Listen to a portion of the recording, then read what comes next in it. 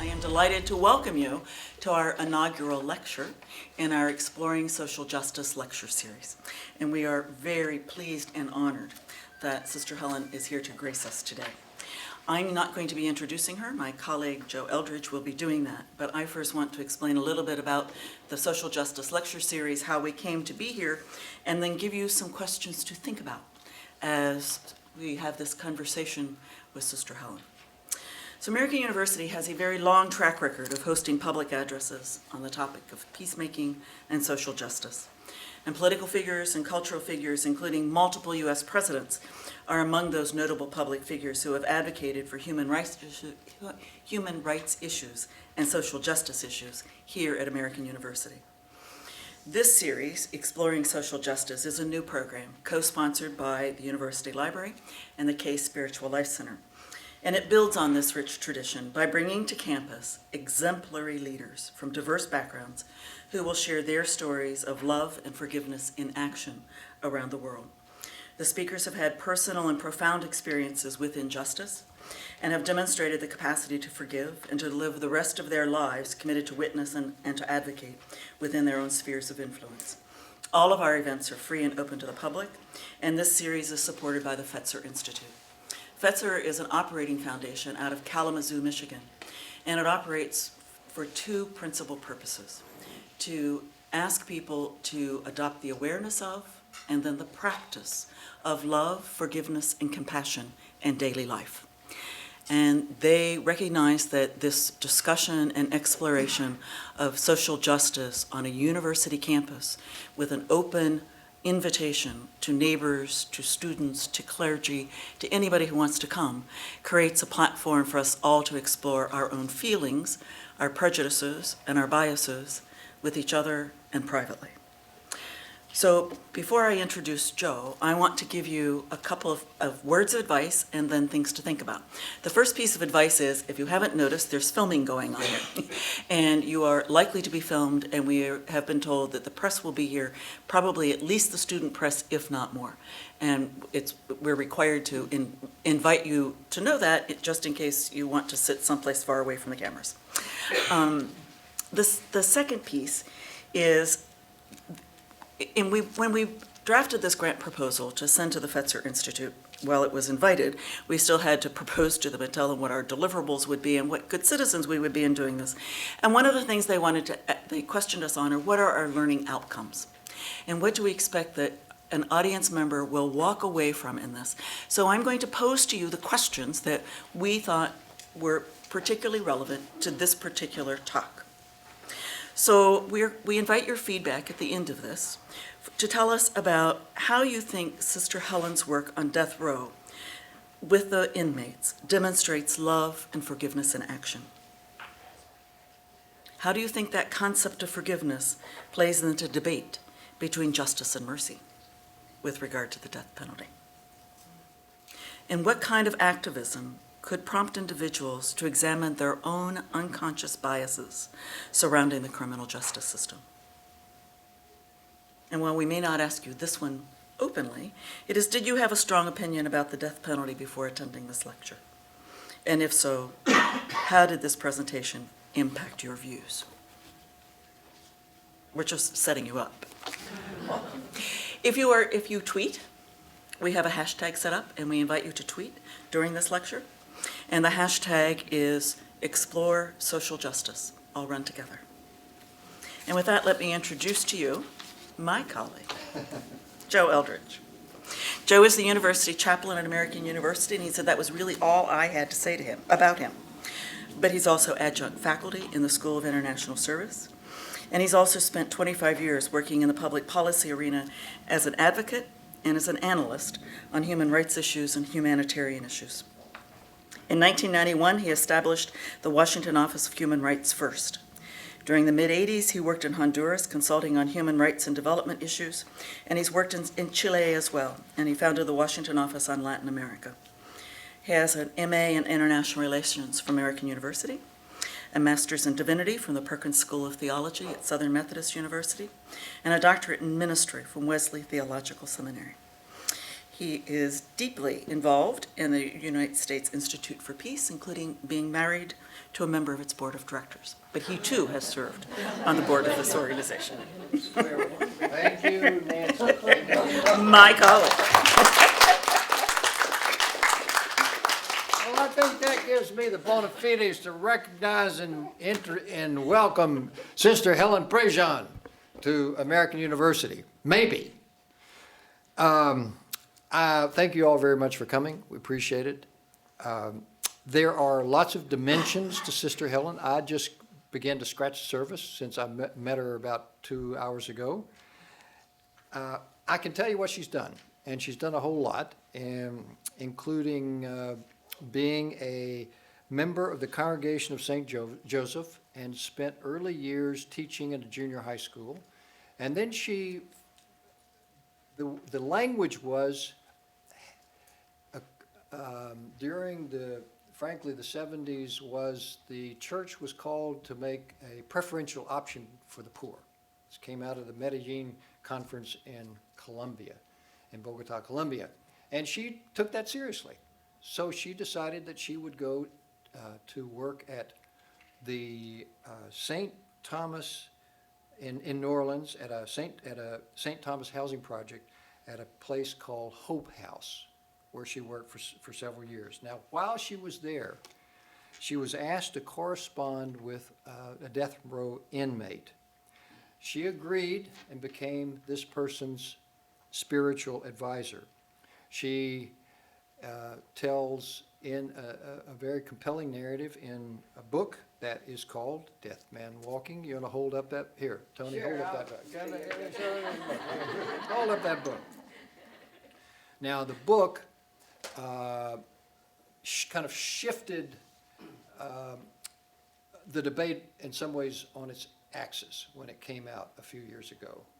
It became a Hollywood film. Susan Sarandon was actually awarded the Academy Award for her portrayal of Sister Helen, and she was indicating that Whoopi Goldberg was the MC at the Academy Award ceremony presentation the evening that this took place. And as we were driving to American University, she was on the phone with Whoopi Goldberg, because they're in the process of putting together a documentary to kind of Dead Man Walking, 2.0? A new version, a documentary of I'm done talking. Of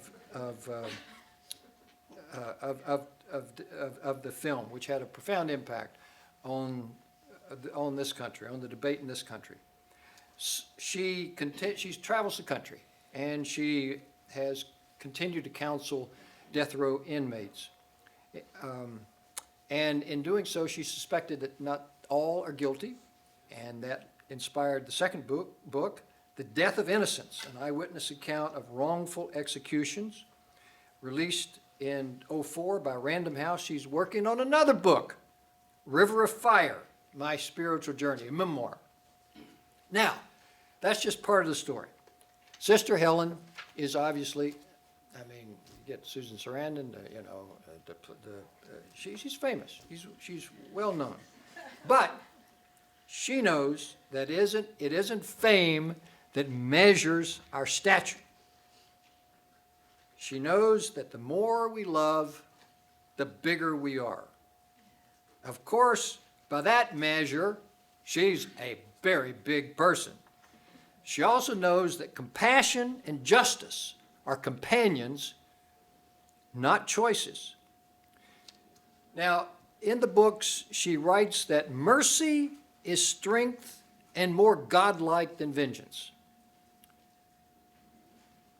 And in her writings and witness, she confronts our country with a haunting question, which do state executions legitimize violence? When the state kills, does it foster violence or deter violence? There are a lot of people on both sides of that issue.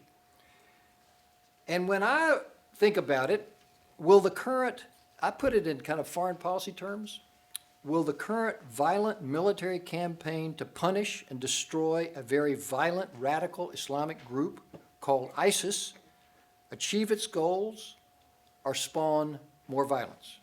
It's an open question. We don't know. But by traveling the country and helping us focus our eyes and our hearts on the death penalty, she knows that it is hope that helps us keep the faith, despite the evidence, knowing that only in so doing will the evidence have any chance of changing. Now, I could go on and on because I have read, but she has devoted her life not to making money, but to making a difference, particularly in the lives that society and systems count least and put last. So it is, we're honored that she has come and is bringing her witness to us. Thank you very much, Sister Helen Prejean.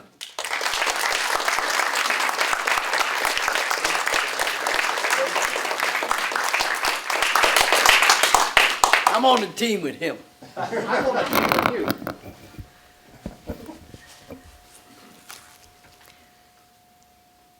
You know, every time a group of people comes together, whatever it is that drew us, whoever had the idea, it's always just such a blessed thing. It's unique. It's never happened before that a group like us came together in a room and we get to share our hearts and minds with each other. And who knows what's going to come out of this in us. So I want to use every precious moment to share with you the best I got. And I'm going to start with writing this book called River of Fire, which is my spiritual journey that led me to death row. I did not think when I became a bona fide nun teaching juniors in junior high school, middle school, English and religion, I would end up on death row. Who becomes anything thinks you're going to end up on death row, including people on death row. But there's a journey. There's a journey in each of us. And so I want to share with you, this is the prelude I'm writing in River of Fire, where I begin to tell the spiritual journey of the awakening about the gospel of Jesus, that where I ended up on death row. And it goes like this. Because fire is a central image in the book, and catching on fire is a central image in the book. And they killed a man with fire one night. They strapped him in a wooden chair and pumped electricity through his body until he was dead. His killing was a legal act because he had killed. No religious leaders protested the killing that night, but I was there. I saw it with my own eyes. And what I saw set my soul on fire, a fire that I share with you now. And now here's an account of how I came to be in the killing chamber that night and the spiritual currents that drew me there. The reason I guess that gratitude is always a part of a deep spiritual life is because we're so grateful to be awake.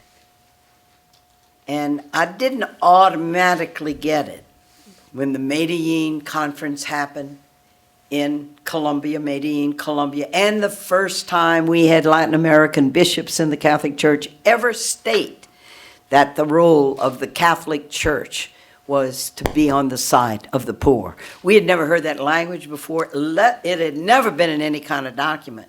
And when I heard about it, I wasn't into the social justice thing. In fact, I was resisting all that social justice thing because the debate was going on in the community, hot and heavy, and I was saying, we are nuns. We are not social justice workers. We're not, sociologists. We're nuns. Give God to people and they have everything. If the poor have God, they have everything. And I'd get up to the mic and we having these debates back and forth. Look what's happening to people in the city. Look. And I'm going, give them God and they have everything. And not by bread alone do people live, but every word that comes from the mouth of God. Of course, I don't know any real poor people. You understand? I live in the suburbs in New Orleans and grew up straight out of privilege, from a wonderful mom and daddy, Catholic, intact family, Baton Rouge, Louisiana. My daddy, a lawyer, connected in the city, great businessman, started the TV station. I only know resources. If you want to get something done, you just call people and you get them together and you get it done. I don't know real poor people, and my message to the poor and the theology underneath was, well, if people are poor, if they suffer with Jesus on the cross, well, then one day they're going to have a very high place in heaven. Poverty isn't to be resisted. Poverty, I just figure, well, that was God's will for them. Boy, are they lucky. You get to suffer with Jesus. But I've never suffered. I have health care. When our little brother Louis got sick when he was 6 months old, almost died from double pneumonia because Mom had been a nurse at a late nursing school, knew all the doctors. I mean, the doctors are there and they saved Louis' life. I just don't know. I'm unawake and ignorant. And when that happened to me in that execution chamber, and I saw with my own eyes what it means for the state, Louisiana, any state, for the legislature to meet, put the statute on the books. We're going to follow the Supreme Court guidelines here, that we're going to seek out the worst of the worst murders, only for grave, serious, with all these aggravating circumstances. We can define this thing. We can predict it. We can do it. Those are the ones that we're going to give the death penalty to. And they actually have used that language, it's only for the worst of the worst. And when people go in there and these poor jurors, ordinary people like us, trying to decide, now who should we kill? Well, not for ordinary murders, not your garden variety murder, just worst of the worst. Who knows what the Sam Hill that means? If you kill my mama, you kill my sister, you kill anybody I know, it's the worst of the worst. When you think of it, a violent death of any human being who's unique and irreplaceable in the universe, like the losing of a species on this earth every 20 minutes, is irreversible. You can never get it back. It's unique, it's irreplaceable. Every life, is it not? We don't even know what the guidelines mean, but everybody gets out, boy, we're ready to do it. Culturally, some states really keen on doing it. In fact, you look at the pattern of who has done execution since the Supreme Court put it back in 76. The pattern is so clear. We don't have a Supreme Court that gets out of the tower, gets down on the ground to watch what the daggone pattern is. Because they go, oh, we deal with the theory. We're doing our jurisprudence. This is what we see. The pattern is that close to 80%, 78%, of all executions go on in the 10 southern states that practice slavery. The real practitioners of the death penalty is my state, Louisiana, Texas, Alabama, Georgia, Florida. And yet the Supreme Court's got equal justice under law on their front door.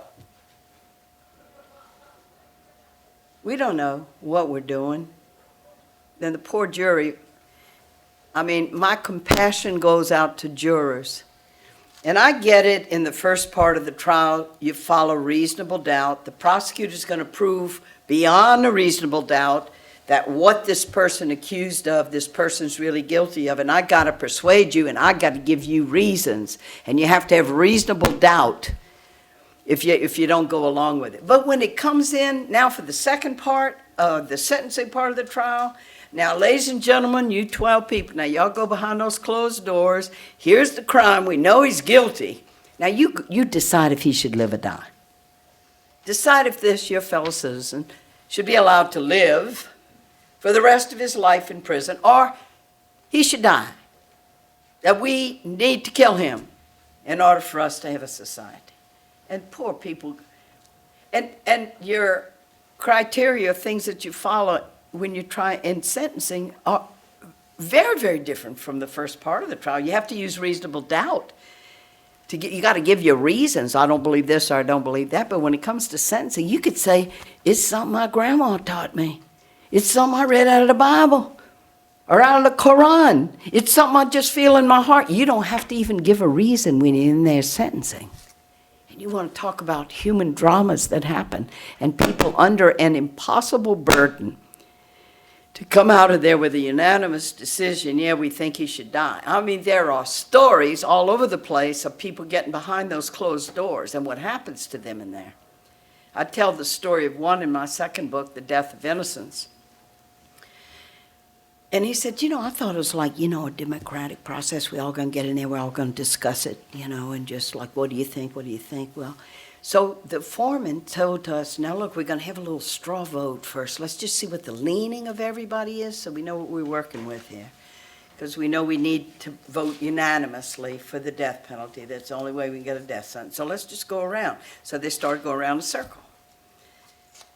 Die, die, die, die, die, die, die, die, die. And they come to him and he goes, hey, let's let him live. I mean, he's going to be in prison. He's not going to hurt anybody. And he said, sister, he was telling me about that. Man, they came down on me. I'm using gravy on rice, a nice expression. That ain't what he used. He said something else. He said, the pressure on me. And they saying, you can't vote for him to live. And see, when we get in pressured situations, whether it's jurors, whether it's in an academic situation where everybody in the department's going in one direction and we going in another, whatever it is, and he caved in. He didn't really think he should vote for death, but he caved in. And he didn't have real information. Used to be that jurors were not given the information that the person, if they didn't give a life sentence, a death sentence, they really would be life without parole with the rest of their life. They refused to give them that information. They'd send a note to the judge, and he wouldn't answer them. He didn't have that information, and he caved in. And the night Robert Sawyer was executed in Louisiana, a mentally damaged man who had been hit in the head and committed, we think, I'm not even sure if he was really guilty.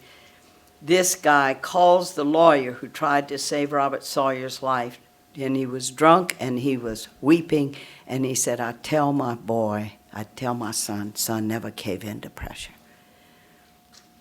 And the working title for Death of Innocence, where I accompanied two people, I believe, who were innocent, and the jury never got to hear all the evidence because it was kept out of court, because prosecutors have a way of keeping things out of court, and you have the way you work the law.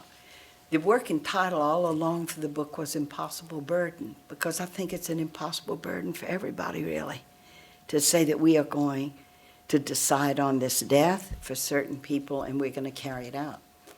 And along the years, as I began to work with this and accompany 6 people to execution, I start meeting the guards. I start meeting the people who have to carry out the executions. And I meet like Felton Cootie. I wrote about him in Dead Man Walking, who was doing fine working at Angola prison, and he was a decent guard. He was a good guard. And he was supervisor on death row, and he, kept order on the tier, and he was doing fine until then they appointed him to be on the execution squad, which brought him right back then in where you have the 4 holding cells where people are sent 3 days ahead of time when it's time for them to die. And as he told me, his job wasn't even to strap him in the chair. Because the guards have to practice for this, you understand. You don't just go in one night. If there's one thing the prison does not want to have happen, you don't want anything to go amiss, and you don't want it to be botched. So they practice. And they practice when the prisoner goes calmly and willingly and peacefully. But they also have to practice when that prisoner fights him every inch of the way and is looking right in their eyes and saying, don't kill me, don't kill me. Because the one thing that you don't want to have is to say that you're responsible for the death of killing a defenseless person. It's all legal, and they have the prison chaplain meet with them, and they have the prison psychiatrist meet with them, and the ward meet. Okay, guys, you're just doing your job. Just do your job. So they practice, and they go in. You strap the right leg, you strap the left leg, you strap the trunk, and they go in and they do it quick, and they do it quick, and they also do it when he fights them every inch of the way. And they pray to God they don't have a situation like Lewis Williams in Ohio, who the day before he was executed was calm. He had met with his lawyers. He was reading his Bible until the guards came in to get him, to kill him. And he had grabbed the bars of his cell, like his hands were welded to those bars, and he is going, oh God, you are my witness. Oh God, I'm innocent. Oh God, don't let him kill me. Don't let him kill me. And they have to pry his fingers loose, and they have to drag him down this hall, kicking and screaming. If somebody was taking me to my death, would I go placidly? Will I go with a prayer? Would I fight? I don't know. What would we do? What would we do if somebody's taking us out and killing us? Will we try to say something profound as we leave? Anyway, Lewis Williams was the guard's worst nightmare, and they had to throw their bodies over the gurney on him and were strapping him down. And some fine journalist that wrote up the story of Lewis Williams had this little touch in the story where it said, as they're strapping him down, one of the guards was near his head and was like patting him on the shoulder, like everything is going to be okay. We should not be involving innocent human beings in killing people who've been rendered defenseless. We should not be doing that. It's just the question about the death penalty is people do terrible crimes. Outraged at the crimes, yeah. But it's what we do as a society to say, this is what we're going to do in response to what they have done in order for us to have a more peaceful society. It's profoundly what? I don't know. I had never been involved before. I got involved because I gradually, first of all, got it about Jesus. I got it about that Jesus didn't found this polite little religion where you go to church, everybody's polite and nice to each other, and you put your little contribution into the little church thing, and then you go about your life. He was with the despised and the marginated. And Jesus, there's one of the Gospels of what they call the Gnostic Gospels, didn't make it into the canon, but there's one where the words of Jesus come, the one who's close to me is close to the fire. And fire to me means it's where you begin to burn with something. It's a passion. And for Jesus, he's making his way to all the people that everybody despised. The religious leaders despised him because they didn't keep all the religious rituals of the washing of the cups and all of that and coming in the temple for sacrifice. The Romans despised him because they simply are the captives of the ones that, and all we want to get from them is the taxes. Herod, their own leader, co-opted with the Romans, despises them. Just keep the peace, keep the peace. I got a good thing going here with the Romans, and everybody's getting rich, and he's living in their palaces and taxing the people. That's the ones Jesus hung out with. That's the ones Jesus ate with. And to eat a meal with people who were not your equals was a big deal in that time. There were so many meals in the gospel, people eating together. And when I got it about Jesus, and I realized I don't even know any poor people, I'd never had lunch with people other than people who were my peers. I wasn't hanging out with anybody, even of a different race from me. And I woke up, and you know what? It's not when we wake up. It doesn't matter when we wake up. This is the nature of the spiritual life. When we awaken, it's what we do. It's the action of what we do. And to begin acting. Because it dies inside of us if we begin to realize something. There's something very liberating about action, no matter how simple it is. To write a letter to this company that you know has the sweat factories, or to say I'm not buying your product. Simplest action. It's very liberating. And so I said I will go and live among poor people and learn from them, and went to Hope House. That's what Joe was describing there. And Sister Laurie Shafford started Hope House as Catholic nun, and this is in one of the 10 major housing projects in New Orleans. I was out in the suburbs. I don't know what's going on in the 10 major housing projects, except those people seem to end up on the 10 o'clock news a lot. And you see black kids with their hands being put in handcuffs and carted off in police cars a lot. That's not a part of the city that you choose to go a lot. And Laurie says to me, Helen, you don't have to have a blueprint in your back pocket of how you're going to obliterate poverty. Just be neighbor and sit at the feet of the people and learn from them. And that's what I did. And it was like being in another country. All the rules were different.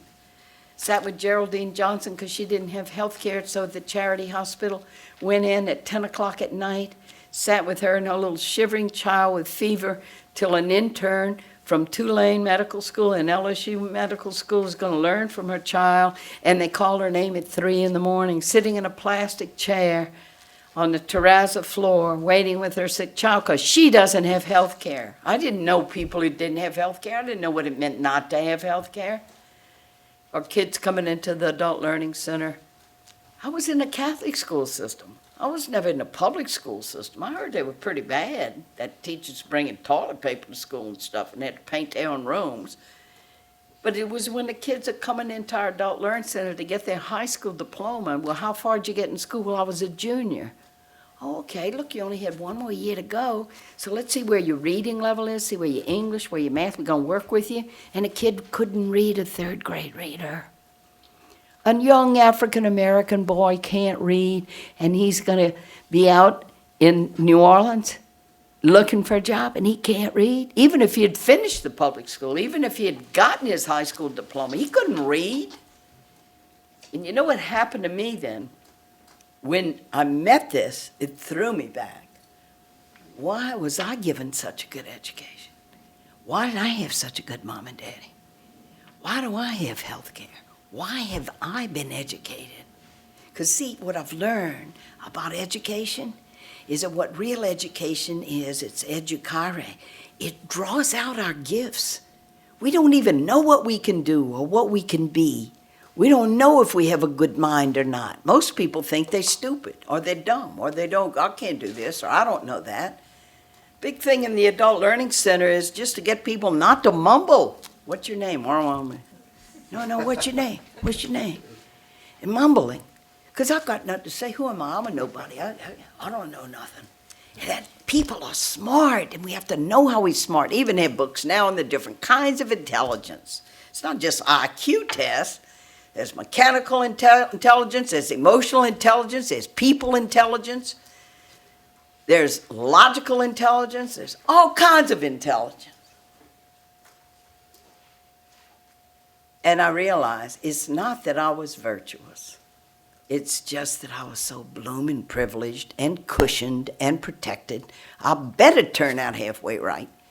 And all I had been given, it wasn't, oh, here comes great white savior nun coming to poor black people in projects, doing wonderful things.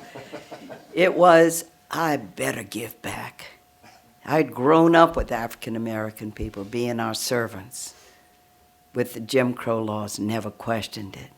I didn't even know Ellen's last name or Jesse's last name that worked in the kitchen and worked in the yard, just like the movie To Help. It's just like the movie To Help.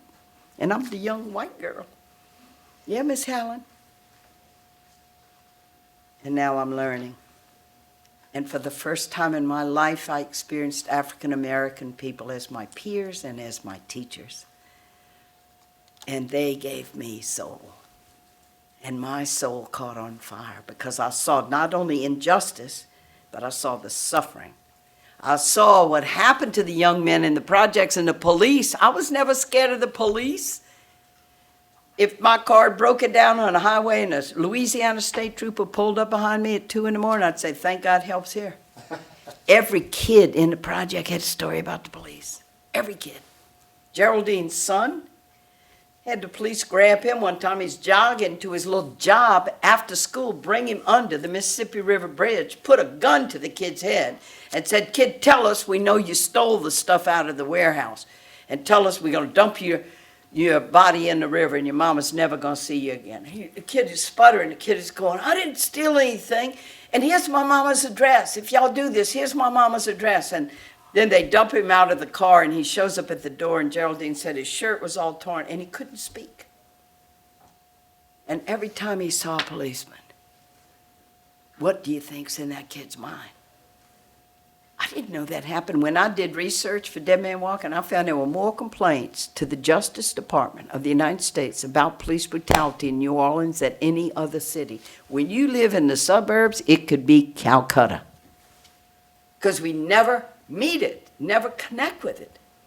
So what happened to me then, I just got an invitation one day to write this man on death row. It's the early 80s. To be truthful with you, I didn't dream they were going to kill him. I just thought I was going to be writing some letters. And, I was an English major. Could write some nice letters. I mean, like a little poem every now and then. Because we hadn't had an execution in Louisiana for like 20 years. I never dreamed they were going to kill him at the end of this. And I was learning everything about social justice. I'm reading books. I'm ready for the lives of the saints now that I never read before. So I'm reading Martin Luther King. I'm reading Gandhi. I'm reading Dorothy Day, who started the Catholic worker houses for poor people. Because I'm ready for it. You don't read the lives of the saints till you're ready for the saints, right? Before I was reading the mystics. I wanted to be a holy saint nun and just elevate to God in prayer. And I thought, God takes care of the big problems of the world. I mean, I didn't know we supposed to be rolling up our sleeves and like we're it, body of Christ, we are it. I don't know that. And it's not because I was bad, it's just that I wasn't awake. I love the Buddha story. The Buddha's coming along. Who are you? Are you a god? The Buddha goes, no, I'm not a god. Oh, are you a prophet? And the Buddha goes, no, I'm not a prophet. Who are you then? He said, I am one who is awake. To be awake is a great blessing, great grace. And Jesus would say to the groups, blessed are you whose eyes see what you see and whose ears hear. Us here today. Why are we here? What brought us in this room? How did I get here with you? And so I wrote the man a letter. His name was Patrick Sonnier. He's the first story in this book. And that little name of Java Colon, who got me involved in this project, if I had kept that little name on that white piece of paper was like a passport, and I was going to go into this foreign country and go in with a foreign language and see things my eyes had never seen, and that is what I described to you that I write in that prelude in my book. And the name on the letter wrote back, and that's where the current hit. And he never asked me for anything. He never asked me for money for cigarettes. He didn't ask me to come see him. He was just so glad somebody had found him. And I think he had something about the nun thing. She could pray for me. I think he kind of felt, because he was Catholic. And then the letters, and then I realized he has no one to visit him. And you know what finally all that we have is just the pure humanness. Here's a person who's been condemned to death. He has no one to visit him. Now I have my ministry at Hope House. But I just wrote him one day, and I just said, I'll come see you sometime. And in return mail, the papers, the visitor form, you come see me. And then he says really simply, well, I'm a Catholic, you're a nun. Would you be my spiritual advisor? So I said, yeah. I was doing all these retreats. I was spiritual advisor all over the place to all kind of people. Being a nun and all, right?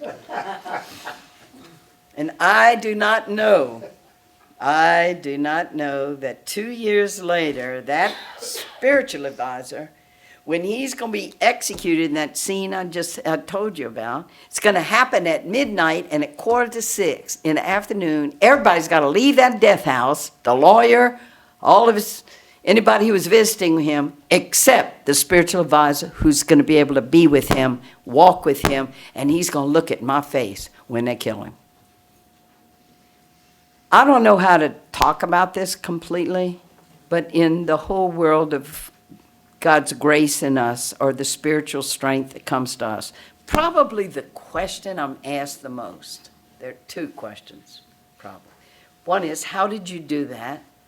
How were you there with that person there during the execution and told him to look at your face? How did you do that? The other is, how could you be with somebody that found out, did an unspeakable deed like killing 2 innocent teenage kids? How could you be in the presence of that person, much less have some kind of commitment to that person, to accompany that person? How could you do that?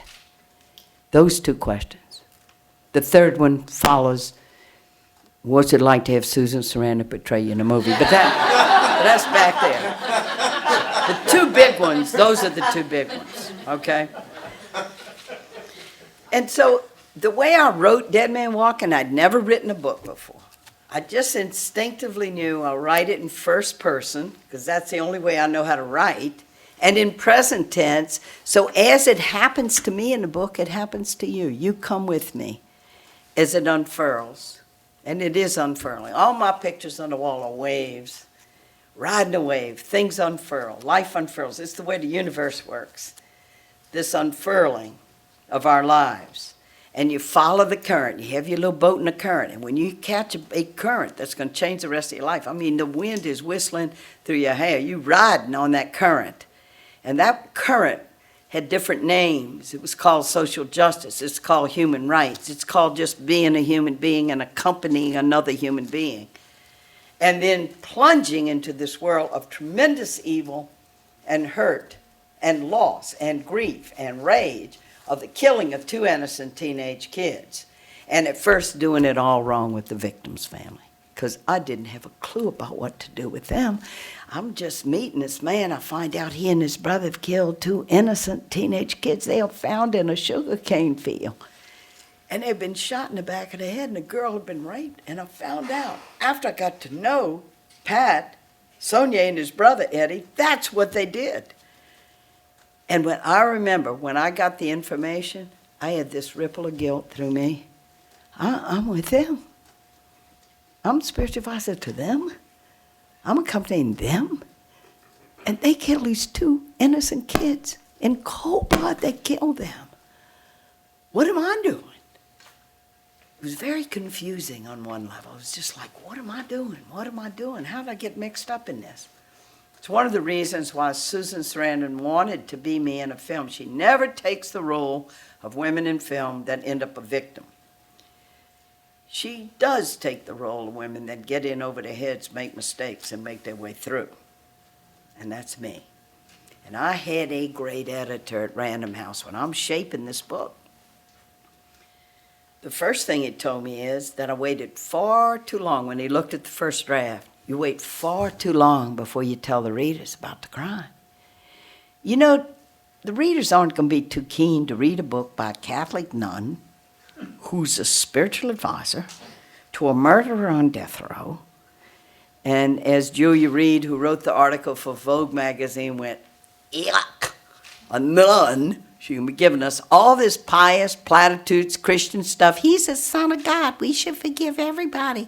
You're not believable. You're not believable. People are never going to read your book unless within the first 10 pages you stand with him in the horror of the crime of what this man has done. And your job in writing this book is going to be to take him and stand there with him in the outrage of these 2 innocent kids, David LeBlanc, just 17 years old, Loretta Bork, 18 years old. Stand there with them in the horror, in the outrage, and then gradually take them with you to the ending of this, where you're going to bring them close to what it means now for the government of Louisiana to kill him, to take him and kill him, and to bring people with you on the journey. And you let them sort it out for themselves. You don't need to be preaching to people when you're writing a book. You just tell the story. Just tell the story. Get out of the way. Tell the story. And be honest about your own journey. And so in the first draft of Dead Man Walking, I downplayed this thing of not reaching out to the victim's family. I said, I was confused. I didn't know what to do. I didn't know. I did nothing toward the victim's family who had lost their child, lost their daughter, lost their son. Nothing. I didn't write a note. I didn't call them. Nothing. I met them at the worst possible time you could meet a victim's family. So I'm spiritual advisor to the murderer and his brother, the other murderer. And a week before Pat Saunier was executed, we had a pardon board hearing in Louisiana, in Baton Rouge. It's a public meeting. The media's there, everybody's there. All the victims' families there with all their relatives, all their friends, they packed the room. Because they've been told by the DA, this is your last chance to get your justice.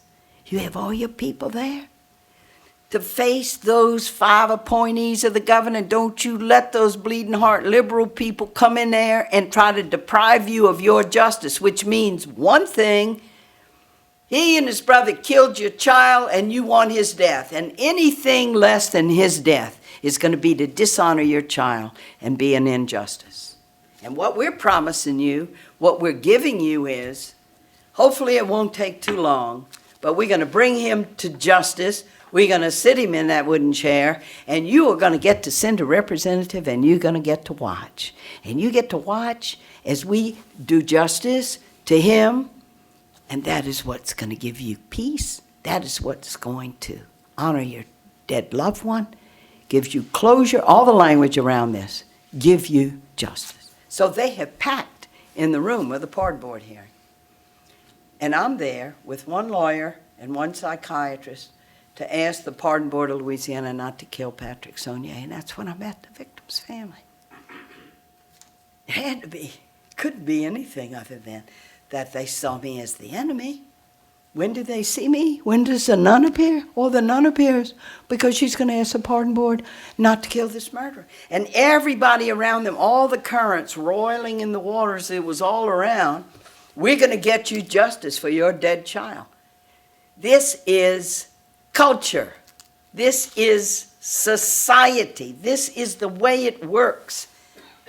When we come around each other and say, here's the value now, this is what we're going to do for victims' family. We're going to give them the death penalty. And not to be in agreement with that, to say you're against the death penalty is to dishonor these people. And it's a seesaw, you're on one side or the other. And that's in the film. I worked with Tim Robbins and Susan Sarandon as we worked on Dead Man Walking. I mean, we worked on every one of these tough places, these crunch places. And so you see me in the family, with the family, visiting them at their house. And when they find out that I am the spiritual advisor, the one who killed their kids, and they say to me, oh, well, sister, we thought you were on our side. That's the way the line comes in. What brought you over to our side? Our side meaning, oh, I'm all for the execution. I said, well, I'm the spiritual advisor to the man who killed your child. And they go, oh, we thought you came here because you're on our side. Sister, you can't stay in this house. You better leave. You can't be for us and be for him. You brought the enemy in this house. You better leave now. And they throw me out. And our culture, if you're for justice for the victim's family, you're for the death penalty. And if you're not, you're against them. Things are changing in our country because we keep talking to each other, and a factor in this has been victims' families who are standing up and speaking like, don't kill for me. The death penalty just re-victimizes me and my family. And when the New Jersey legislature 5 years ago did away with the death penalty, 62 murder victims' families testified before the legislature saying, don't kill for us. Some said, the fact that there's the death penalty, which we keep waiting and waiting and waiting for this so-called justice, we can't get closure. We can't get healing. And our wound is public, and every time there's a change in the status of the case, the media is at our door. What do you think? He got another hearing. Or, oh, look, they changed it. They're going to overturn this. Or they're going to do this. How can we get closure? How can we heal? If he had gone to prison for life, we never would have heard his name again, and we could get on with our lives. Or some of the victims' families, like Bud Welch, his daughter Julie was killed in the Oklahoma City bombing. His beautiful daughter Julie, who knew 3 languages and was in the Murrah building that morning when the bomb went off, because she was helping some Hispanic person to get his Social Security. And she spoke Spanish. Just walked over to that part of the building at 9 o'clock. One of her co-workers said if Julie had just even been 5 minutes later, but it went off and it hit that part of the building, and Bud Welch, they come, he's at his Texaco station when the big boom, big explosion happened, and somebody ran into the station and said, Bud, it's the Murrah building, isn't that where Julie works? And he gets in his car and he drives down there like a madman to assemble with all the other people with a huge devastation. If you go to the memorial, It reminds you of a little Hiroshima. All the windows were busted in buildings, and they had the exact moment the bomb went off, and he's standing outside. They call it the survivor's tree. There was a tree that had withstood and that's where the press would gather and all the families would gather. And on the second day, a fireman comes out with Julie's body in his arms. And Bud's journey begins. And who of us, you know, when we think of it, and I've thought about it too, if somebody killed my mother or someone I love, I just know my first instinct would be to take their windpipe in my bare hands and squeeze the life out of them. It's human. It's a beginning point for all of us. It was a beginning point for Bud Welch, too. And he said, every morning when I woke up and I put my feet on the floor, all I could think was, get McVeigh. Get Tim McVeigh.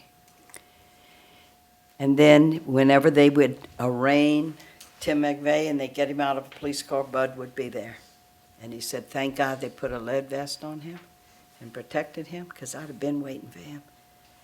I'd end up in prison myself, gladly to shoot him, to end the life of this man who had killed our precious Julie.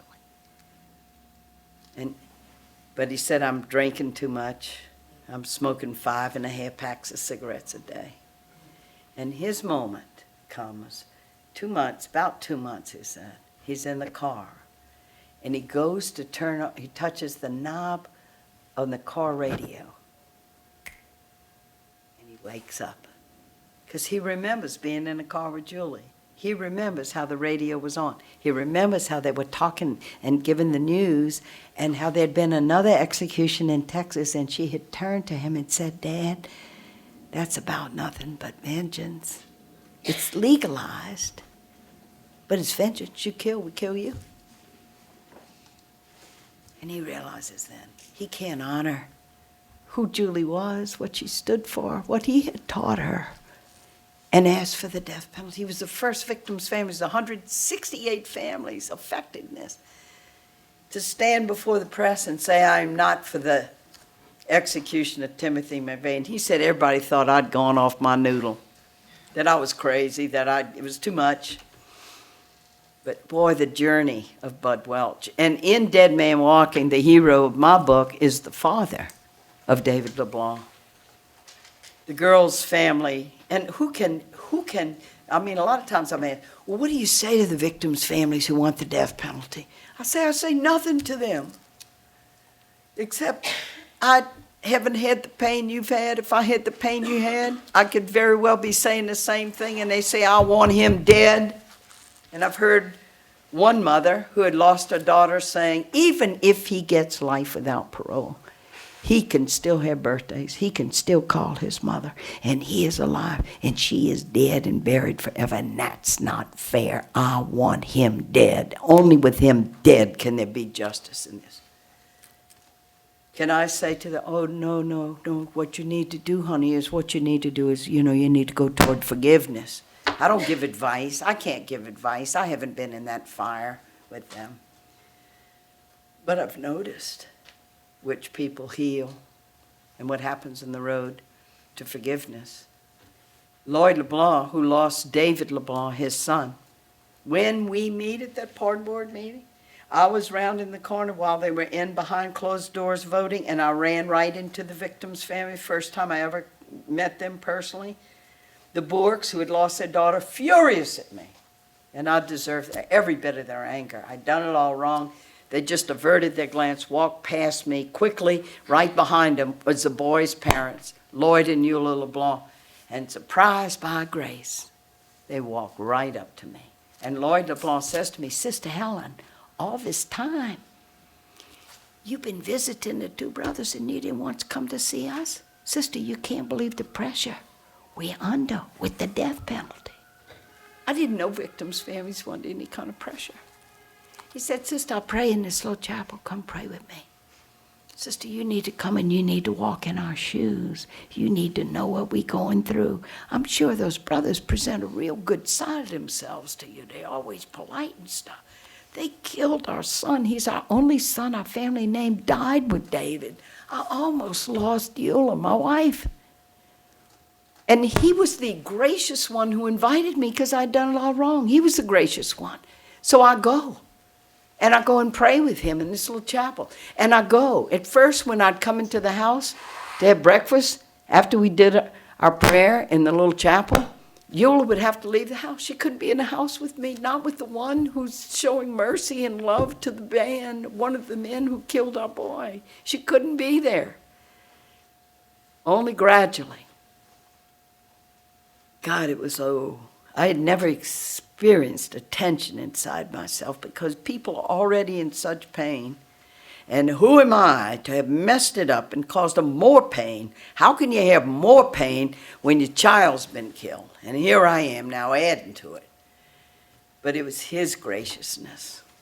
And he is the one who took me into his journey. And this is why I call him the hero of this book. I'm just a storyteller, and I made some bad mistakes.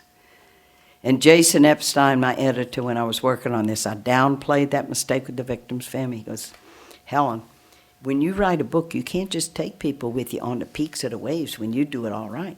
You got to take them down the troughs when you do it wrong. Because then you're going to be believable. You'll be credible, because we do make mistakes when we get in things we're not familiar with. You got to go there with them, and you got to be honest in this book. And so I did.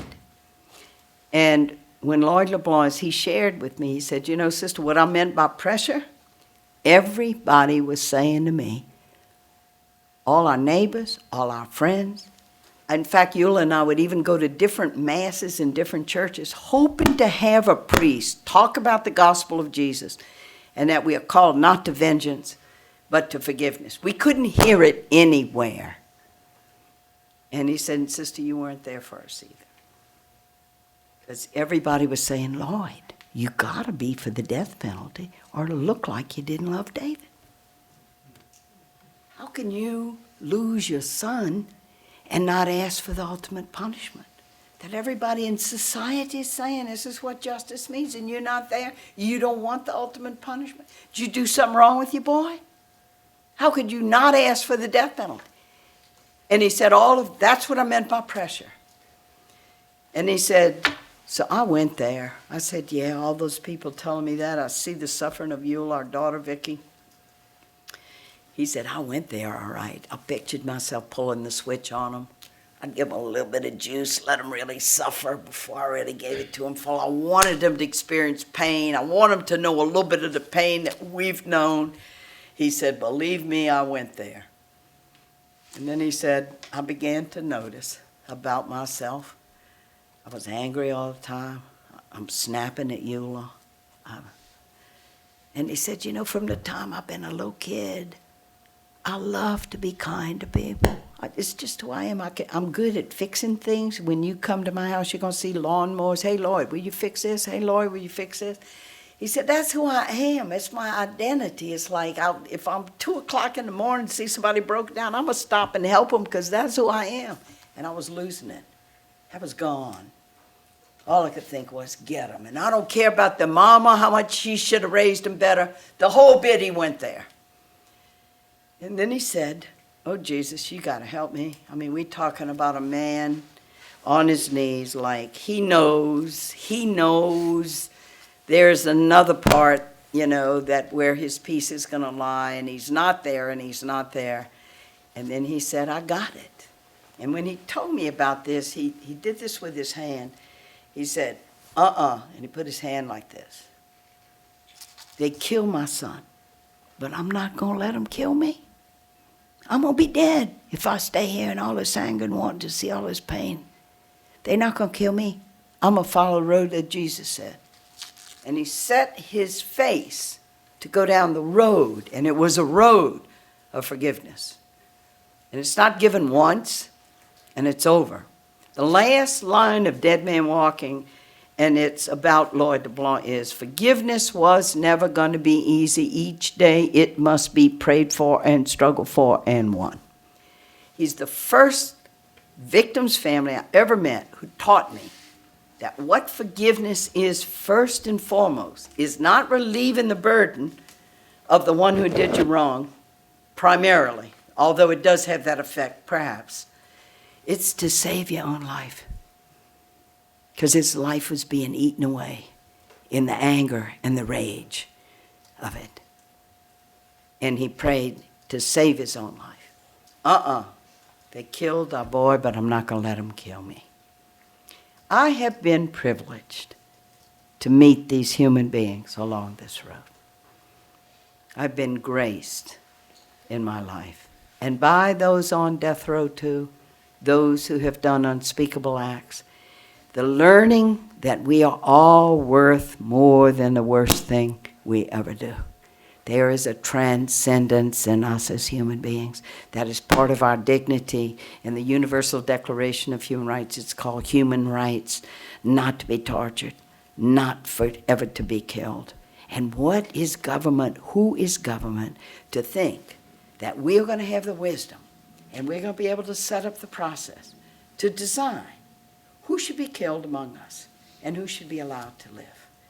More and more, as the people are awakening on this, and that fire at my back of accompanying people to execution and seeing it is what brings me here to you today. And when I came out of that execution chamber that night when Pat was killed, April 5th, 1984, they brought me in a prison vehicle to the front of the prison. He had looked at me. If you see the movie and you see Susan Sarandon, she's putting her hand out like that with the witnesses, and that was so he could see where I was with the witnesses, and he could look at my face. And he had told me before, oh, no, sister, you can't be there because you could be scarred by this. And I said, I don't know what's going to happen to me, Pat. It's not about me. I know this. You are not going to die without seeing one human face that respects your dignity as a human being. And because he was a Christian like I was, I said, I'll be the face of Christ. This is not what Christ wants us to do. You look at me when they do this. And now as they bring me out, it was the middle of the night, and the first thing I did was throw up. I'd never seen a human being taken and killed in front of my eyes. The crime that he and his brother did, I'm not making him a hero, but he was a human being. And he was rendered defenseless. And when I did have a chance to have a dialogue with Pope John Paul, and that's in that second book I wrote, Death of Innocence, I said to the Pope, you don't talk to the Pope any different than you talk to anybody else. I mean, you're talking to the people. It's the people. We all got to awaken together, right? It's Vatican II tried to set us on that path that the church really is the people. It's not primarily the hierarchy of the big people at the top. It's us. Best definition of justice, too. Just us. You notice you don't assemble people in a stadium when you're pulling people together for social justice. Just us, this little group. Who, us? Yeah, us. And I said to him, Your Holiness, does the Catholic Church only uphold the dignity of innocent life? That's mostly what the pro-life thing is about, innocent people. Well, when I'm walking with a man to execution and he's made defenseless hand and foot, and he says to me, Sister, just pray God holds up my legs as I make this walk. Where's the dignity in this death? Someone rendered defenseless and taken out and killed. Where's the dignity in that? Can you help the Catholic Church take a strong, principled opposition to the death penalty? No exceptions, no loopholes, no wishy-washy language? And he did. He made a change in the Catholic Catechism, which hardly anybody ever reads. But it made a difference. The bishops start getting in line, declare a campaign to end, a Catholic campaign to end the death penalty. You heard of it? Right. They printed a pamphlet and they declared a campaign. So we got people on the ground, ordinary people. Karen Clifton and a group of us meet in Washington, D.C. We start Catholic Mobilizing Network to go teach the people, bring it in the classrooms, give priests some homilies to say when they're preaching to people in church on Sunday. Connect it with Lent. Jesus executed? Is there a connection? The death penalty? Jesus? Lent? the season of the church. And don't think it's so funny. One of our sisters talking to a cardinal in this country, I will not identify him, but he's recently been replaced by a decent cardinal. You can look it up if you're interested. And meeting with the bishops, one of our sisters, Pat Bergen, said, Cardinal, you think that during this Lenten season we could have the people, while they're reflecting on the suffering of Jesus executed by the Romans, and reflect on the death penalty? And he turned on her with such venom and said, this is a time, a deep spiritual time for people to meditate on the passion of Christ, and don't you be bringing in social justice issues into this. Look at that. Look at that. Spiritual life's up here. Jesus and me, this privatized thing that religion has been in. Don't connect it with the death penalty going on in the United States. But we move, we grow. We grow as a country, we grow as citizens, we grow as communities. And we grow the way we are today in this room, those of us who have gathered here to go to a deeper understanding. And so we share experiences. Let me tell you what happened to me. That's what we do. We just say, hey, let me tell you what happened to me and what I learned along the way. And you take it, use it, however it can be of help to you. And standing outside that execution chamber that night, I realized what I needed to do. And I said, the people are never going to get close to this. They're going to read about it in the paper. They're going to hear on the news, did this terrible crime, execution, justice done, end of reflection. I've been brought into the fire. I got to tell the story. And I will tell this story until we end this thing. We have to end this thing. It's not worthy of us as a people. And it's only because people don't reflect on it deeply. It's not that people have thought about the death penalty. They don't even think about the death penalty. They're thinking about how they're going to pay their bills, get their kids to college. Who thinks about the death penalty? No experience with it. That's my job. Tell the story. Get it out. And I trusted in the goodness of the people. I always have. I said, American people aren't vengeful. And I take up for us. When I'm in England, they say, what is it about the American people so vengeful? You still have the death penalty. I said, the people are not vengeful. They just haven't reflected a whole lot on it. And we just have to help each other reflect, right? Okay, folks. That's my part of today. Now, what would you like to say or ask or whatever? Yes? Oh, you have the mic. Comment, too, not just questions. Raise your hand if you want the mic. We'll pass it around to you. There's a hand. She's coming to you. Recording, actually, you do. Okay, thank you. I just wondered if you had any thoughts about mass incarceration, because I know in the Oh, book you God, talk a yeah. lot about mandatory sentencing as an alternative to the death penalty. And now, as we see what's happening with mass incarceration, I just wondered if you had any, I do. going to move into that movement? I or- do. I am in it. The death penalty is like the apex on this. You know, death in prison. Sentencing people to death in prison, including juveniles. Death in prison. Massive incarceration. Michelle Alexander's book, The New Jim Crow, who read it? Michelle Alexander, New Jim Crow. What she says in that book is new Jim Crow laws. What were the Jim Crow laws? Can't drink at that water fountain, can't go in that motel, can't do that because you're black, permanent, down here, rest of society up here. How do you have the new Jim Crow in the United States? Very simple. You make drugs a felony instead of a misdemeanor. And we know that in the population of the United States, many, many, many, many more white people than people of color do drugs. Just look at the population statistics. But yet when it comes to incarcerating people for drugs, it's massive imprisonment of black people. It's not that white people never get it, but massive imprisonment of black people. So young black women looking for a husband, how to form a family, where are the men? Massive imprisonment. Once you have felony on your record, a convicted felon, you go to get a job, you got to tell them. You can't get public assistance. You can't get food stamps. You can't get public housing. You're a convicted felon. Some states you can't vote. You're permanently disenfranchised, and so you're kept in disenfranchisement, and you never have a chance to get into the mainstream current of society. Massive imprisonment, Louisiana. And if you look at the states that practice slavery, as Martin Luther King said in this book he wrote, Where Do We Go From Here? Chaos or Community? What does it mean to free slaves and not give them land in an agricultural society? You had the Homestead Act, people going out in the West, out in the prairie. But to free slaves and just say, y'all are all free now.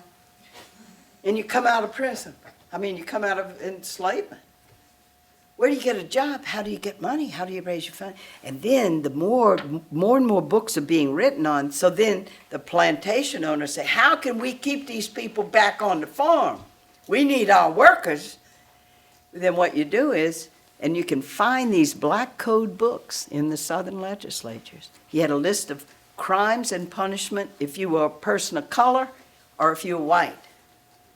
You could steal an apple as a black man, you could be hung. White person, you have to kill a whole room full of people. And so then you begin to get people like you're loitering. Not loitering with intent, but just loitering, and you put people in jail. You're looking for reasons to jail people. And so then you serve your time in jail, and you're getting ready to get out of jail, and they say, oh, but here's your bill. You owe us for imprisoning you. And so you get to go work off you, and you never get out. They found a massive grave outside of Birmingham of prisoners who were forced to work in a mine and all died there and were buried there. And then you have the lynching going on, and you have the Klan with the cooperation of sheriffs that's allowed to terrorize people. If anybody knows about terrorism in this country, it is African American people. So you got no land, you got no job, you got no way of making your way up. And then I'm reading this book on Justice Scalia. God help me. He goes duck hunting with my brother Louis. And in the book I wrote on Death of Innocence, it was his fifth vote that killed Dobie Gillis Williams and killed Joseph Odell, two men that were in all probability innocent. And he calls himself part of the machinery of death. He said, I know my fifth vote when joined with four others, I contribute to the death penalty coming down on people. And when he voted early on, because it's given his history, about affirmative action, of how you want to take race into consideration when students are going to school. Let's take race into consideration.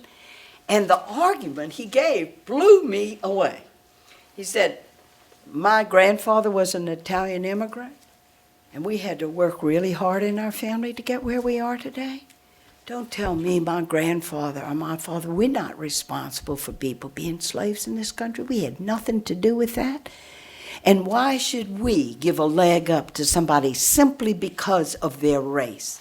It's so blatant, his argument, and it hasn't changed. And you look at the discussion today. It's reparations we ought to be talking about to African American people in this country. I didn't know any of this stuff. Are you kidding me? I was this blind little privileged white woman going around being a holy nun. But I woke up, and when we wake up, then we share it with each other. So racism is profound in this country, and it's so blind. People go, oh, slavery's long over. Let those black people go get a job. Don't those black people know they should educate their children? Education is the way that you get out of poverty. Why don't those people know that? And why are they always doing that littering?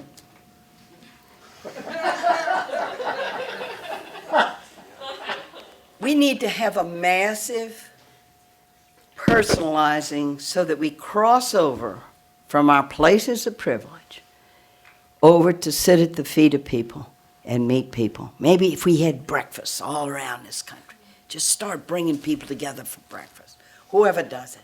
But just so people can meet each other and talk to each other so that we can begin to build bridges with each other. I have no idea what was the question or that prompted it. I've been thinking of Robin Williams. I got a little Robin Williams in me. You do this riff. Whoa! Robin Williams. God bless him. Somebody else? Yes, over here. I was moved by your sharing, so thank you for that. And wonder about your thinking on restorative justice.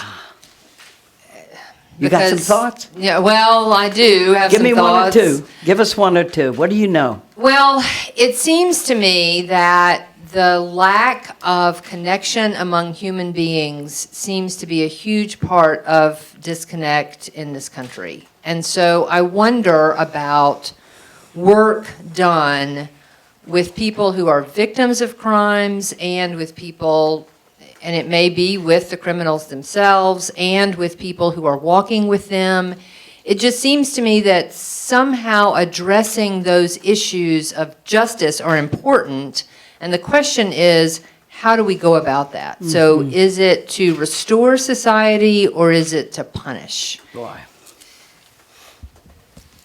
Huge thing in the Christian church, misinterpreting this.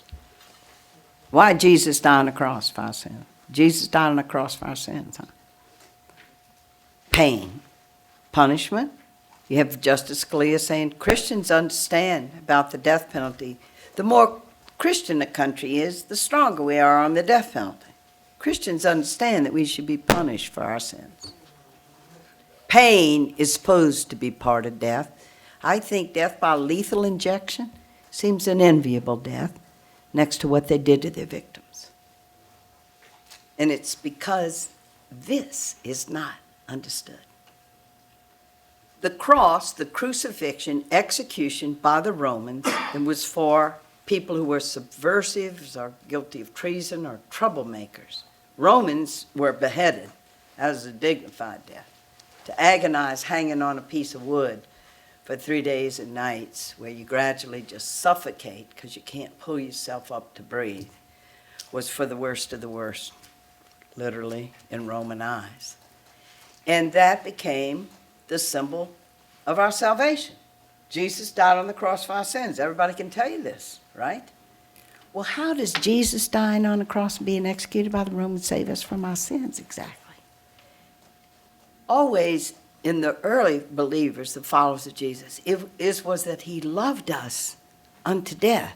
The way Oscar Romero identified then with the Salvadoran people being killed by the death squads, and then he gets killed with.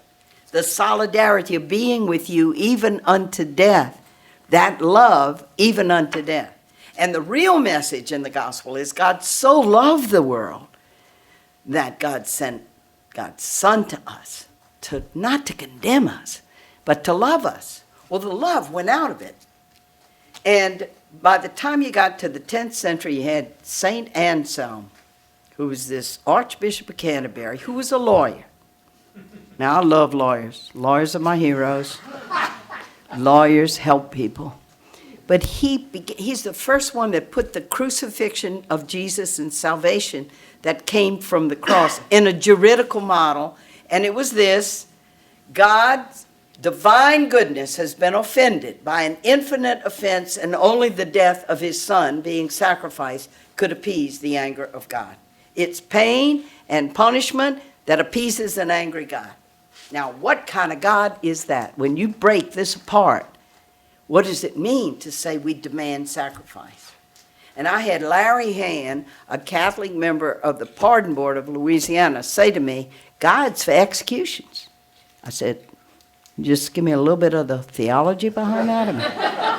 And he said, well, Jesus was executed and God didn't stop it. In fact, God was pleased with the death of his Son for our sins, and it saved all of us. They did the crime. They need to pay for their sins, and so bring it on. It's because this has been so misunderstood. And we got to do this work of people who go to church and who people say, Jesus died for my sins. God's not pleased with a sacrificial death. Jesus said, go and learn what this means. I call you to mercy, not sacrifice. That's what's underneath a lot of this. That's what's underneath Justice Scalia saying this. that pain needs to be part of this. And we are deep into punishment and pain and isolation and removal. Restorative justice means there's another way to look at justice other than retributive. You did this, so we do it to you. You pay for it, and you're in pain and punishment. And that's how we restore society. It's first of all, restorative justice means, why is there so much violence in the inner city? What are the roots of violence in our society? Is it connected with poverty and people having dead-end lives and nowhere to go? Do you think real justice means that we get into the root of this to start addressing it at its root? And when people then go and break the law, what is the answer in that? Do we just throw them away in warehousing them in prisons where they're going to come out less human than they went in because of what prisons are? You know there were hearings before Congress about rape in Congress, rape in prisons in the hearing before Congress, and they kind of just turn their heads, well, hey, it's prison. What do you expect? It's supposed to be a tough place. And it's because it's removed from our eyes and we don't see the suffering. Same reason we allow the death penalty, we don't see it. Restorative justice means we build a just society. Gandhi, it wasn't just what Gandhi said about peace and that we don't use violence and we do civil disobedience and all. It was the building of a just society. People need to have health care. People need to have jobs. People need to have housing. People need to have decent education. That's what we got to work for. And all the young people, it doesn't matter where you grabbed a rope to start working. With children, with families, with education, being a teacher, working as a lawyer, getting in there because poor people don't get the benefit of lawyers to help them navigate their constitutional protections when they're brought in a court of law. Any place is a good place to pick up the rope and to begin making a difference, all of us. That every one of us can do. Restorative justice is getting away from the model of we're going to punish you and you should experience pain for what you did. Yes. Executions are very dramatic and get a lot of news, but I'm glad to see the solitary confinement issue has been coming out finally, and the idea that 15 days of it is a form of torture, clearly, I think is a good thing. We're learning about it because it is so removed. And you know, all the journalists, all the people that work in communications to get these things out, I remember this article in the New Yorker. What happens to you in solitary confinement? What happens to your brain? We are dialogic beings. We cannot exist without it. We can't think without dialogue. We dialogue with ourselves in the shower. But I mean, dialogue or encounter with others, our brain, and it just showed in this study, they have no one to talk to. They're just there. And after a while, can't read, can't even look at TV, and just go to sleep on the bed, just move into unconsciousness, become psychotic. We cannot live without each other. And to just say solitary confinement, to do that to people, to punish them. My whole thing is 2.3 million people are incarcerated in this country. We throw people away. We throw them away. That's how we deal with the poor. We are not scandalized by poverty in this country. We're not shocked by being the richest country in the world and we got poor people. Isn't that a shame? Or health care, everybody. Is that a luxury for people that have money? Well, I got it. Our family has it. We look at the debate that happened in this country over health care. And now where is it? Who believes that every American ought to have health care, ought to have a decent job? Look at the struggle over the minimum wage. Decent housing, low affordable. That affordable income, housing stopped with Nixon in the 70s. Where is it? You know what? I've been reading about this a lot and reflecting on it. One of the fundamental problems we have with the role of government, people, I'm against big government and all that stuff, is John Locke. We followed John Locke, who believed that the role of government, two roles for government: defend us against enemies, somebody invading our shores, And the other one was to assure individual liberties. He never saw a role of the government to work for the common good, the common welfare of all the citizens. That we call that socialism, or we call that something else. But of course we have a role in our government for the common welfare of all the citizens. And some states have it. I was in Maryland one time, and they talked about this affordable housing they have for people that, I said, how did y'all do that in your state? And they said, well, our state constitution says that we work for the common welfare of all the citizens. So housing is part of the common welfare, so we have this thing. You got to be able to have affordable housing. I went, oh. Imagine your interpretation is that you make it available for everybody, that everybody should have that. The common welfare of everybody. And it's almost like a foreign discussion. And look at what happens in the political discussions around that. What's the role of government? It's to help those things and help us get those things that individuals are not going to be able to do. And more the move is to privatize. People make money off of it, and people go down the tube. And we just allow that to happen.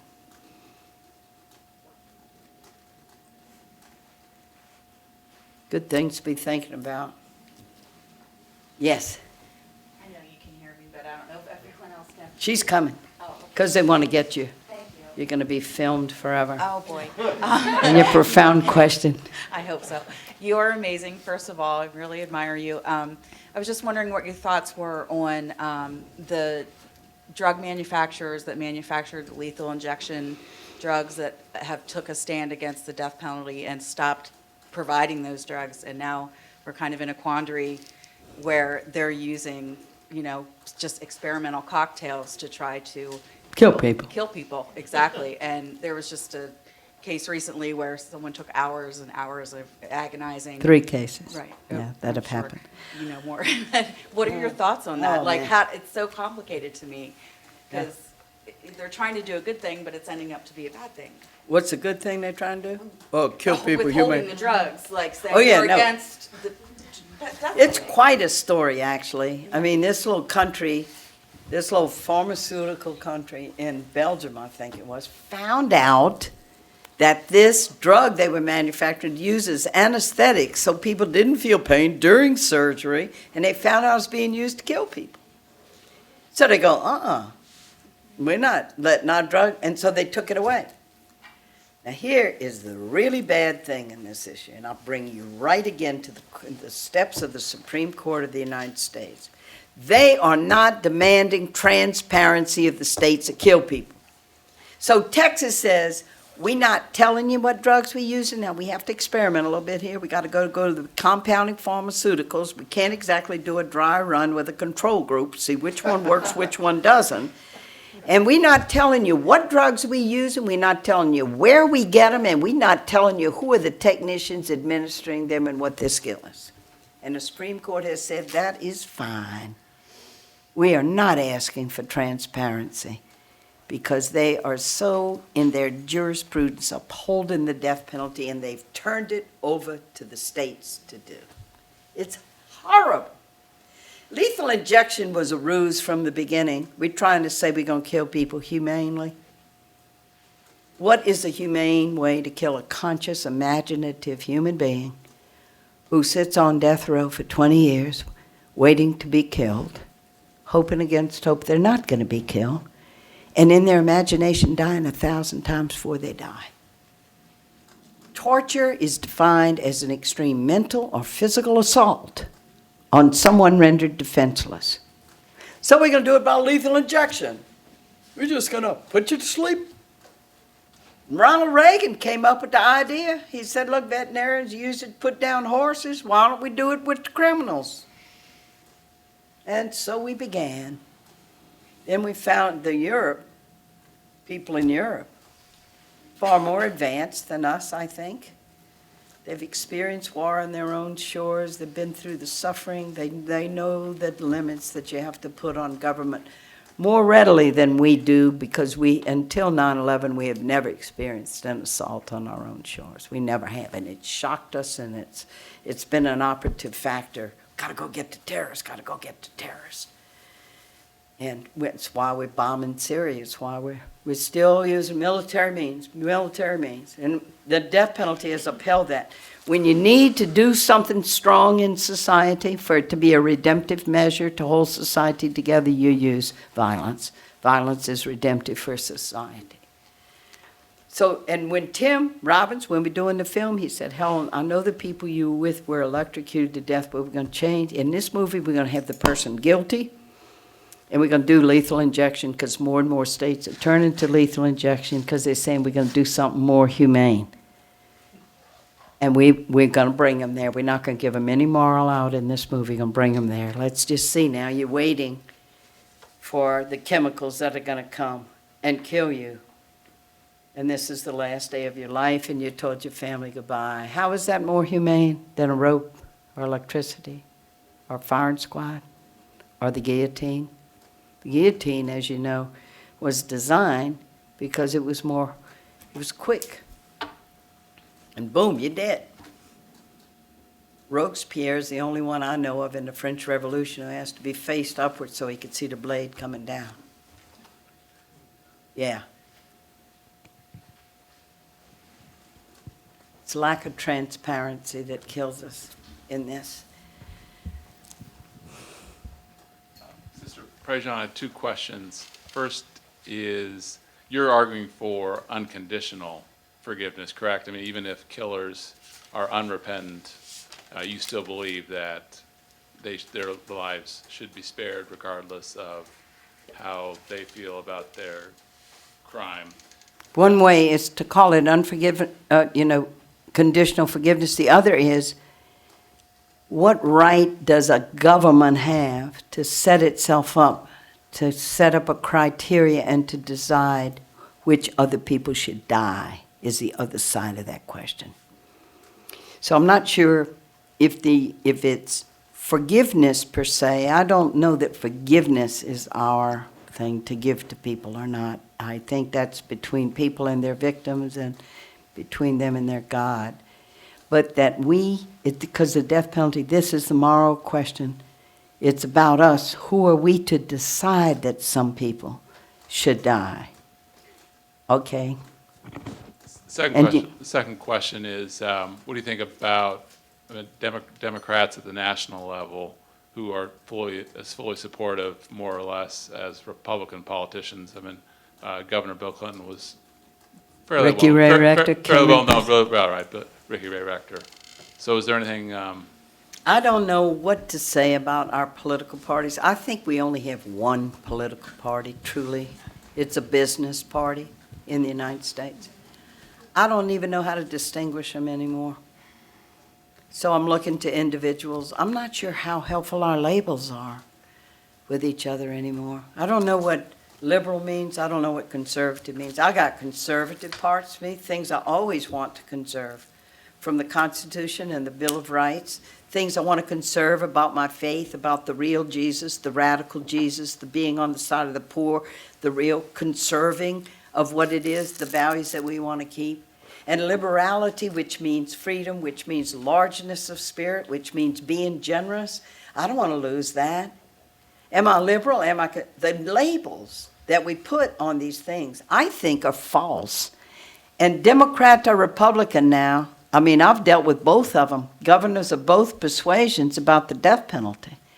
And I don't go by their label at all of their party. What do you think? I don't care what you think. No, but I mean, those are thoughtful questions. Clearly, you're thinking deeply about things and you care about things. Catholic Church is really not liberal or conservative. Yeah. Catholic social teaching is certainly that way. What's that? Catholic social teaching is really not a liberal nor conservative. And there you go. Yeah. Here's a friend. Well, I kind of had a question for you. When you said, whose lives do you spare? You said you spare the life of the criminal, and there's no sparing of their life if we're really going to lock them away for the rest of their life. So they're still being punished. It's whether or not we are supposed to kill them. Yeah. So the question isn't do they deserve to die for the crime that they've done? It's, do we deserve to kill them? Do we deserve to be the ones to be like them? You know, we are punishing them for a crime they committed, but then we're going to turn around and do the same thing. And to me, that makes no sense. Yeah. Sometimes children get it. Like, there's a story in Dead Man. Bill Quigley's one of our lawyers in Louisiana, wonderful guy, and he was defending Wayne Feldy. He was one of the first people given the death penalty. It's the first time PTSD was ever used in a court, in a trial. He came back from Vietnam. The guy's messed up. He gets in a fight in a bar with somebody, kills him. He gets the death penalty. Here's worst of the worst, okay? So anyway, Bill was sitting by Patrick, his little 7-year-old son's bed, because Patrick was going through this thing where he had monsters on his bed. So Bill and Debbie taking turns sitting with Patrick till he went to sleep, till the monster thing kind of went away. So Bill's working on Wayne Feldy's case, and he's sitting there with the papers, and so Patrick said, "What you doing, Dad? What you reading?" And well, I'm reading about Wayne Feldy's case. And he said, "What did he do, Dad?" He said, "Well, he did something really bad. He killed a person. He got in a fight at a bar and he killed him." And then Patrick said, "Well, Dad, what they gonna do to him?" He said, "Well, I mean, the state of Louisiana wants to execute him. I'm trying to take his case to keep him from executing him." And then Patrick said, "Well, Dad, who's gonna kill them for killing him?" And there it is. All right, y'all, I think we're done. I got to go catch a plane. But you were wonderful. And Nancy Davenport, thank you. Joe, thank you. All of you. Thank you.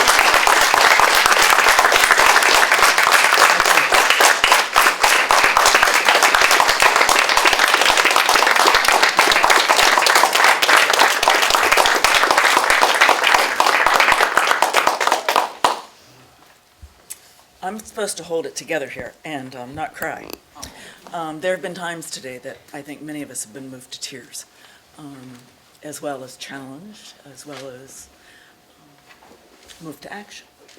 And this woman can tell stories that she doesn't give lectures. She talks to us. She moves up to the microphone and she whispers to you. And she talks to you one-on-one, though there are about 60 people sitting in this room. And I think each of us heard a different story, because we heard that story through our own personal lenses. We heard it through our own filters. We heard it through our own experiences and through our own loves and heartbreaks. And that's what makes you very powerful in your ministry.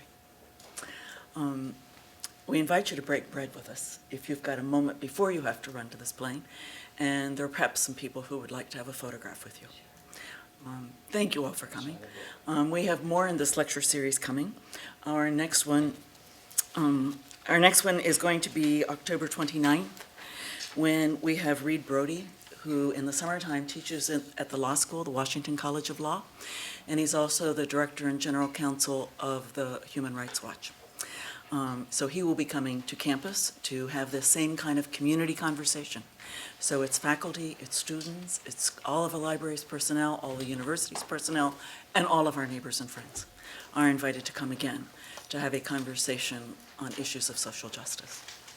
Thank you, Sister Helen.